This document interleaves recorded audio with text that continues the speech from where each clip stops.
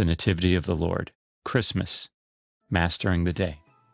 A reading from the book of the prophet Isaiah.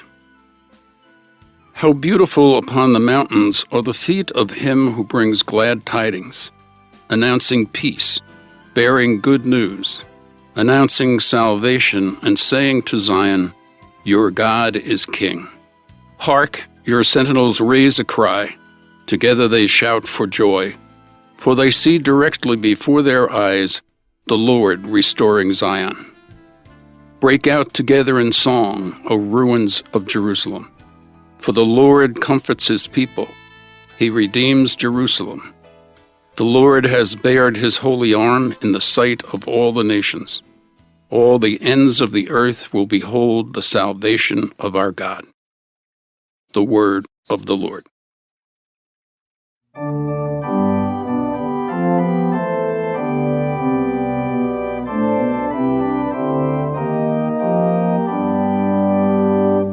All the ends of the earth have seen the saving power of God.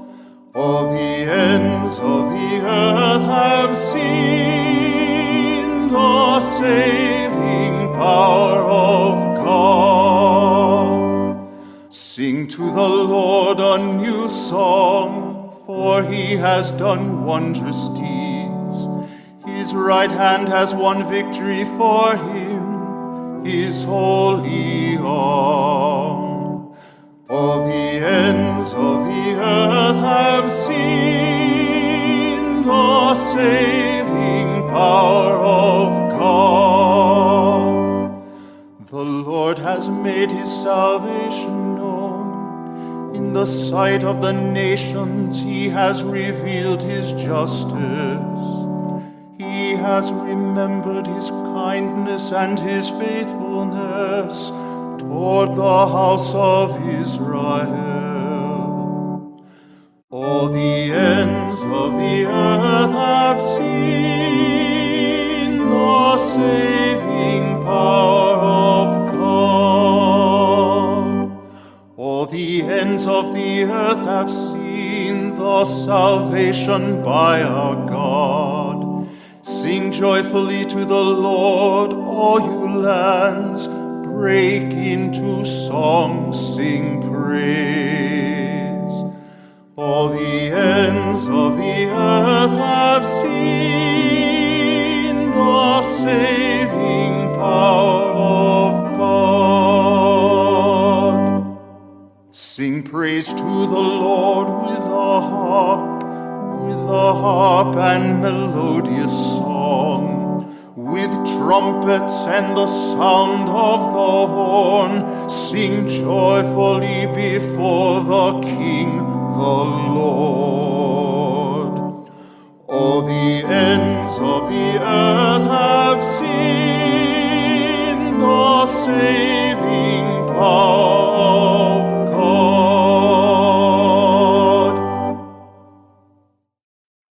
A reading from the letter to the Hebrews.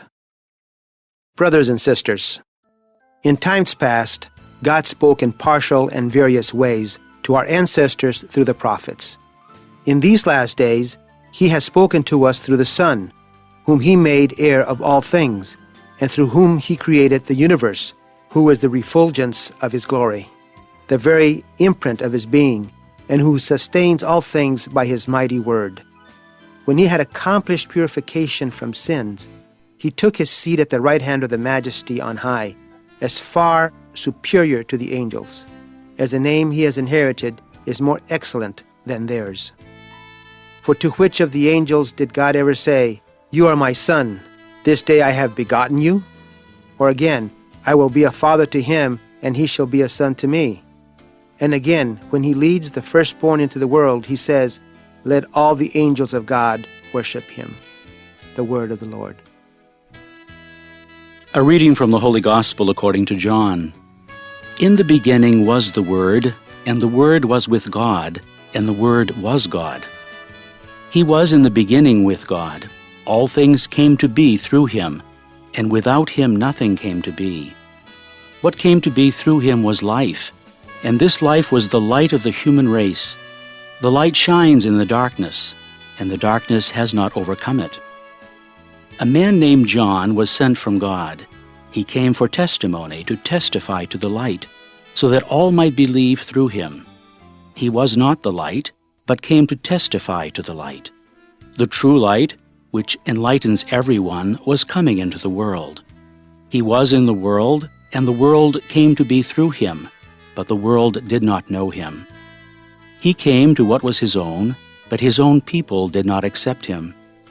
But to those who did accept him, he gave power to become children of God, to those who believe in his name, who were born not by natural generation, nor by human choice, nor by a man's decision, but of God.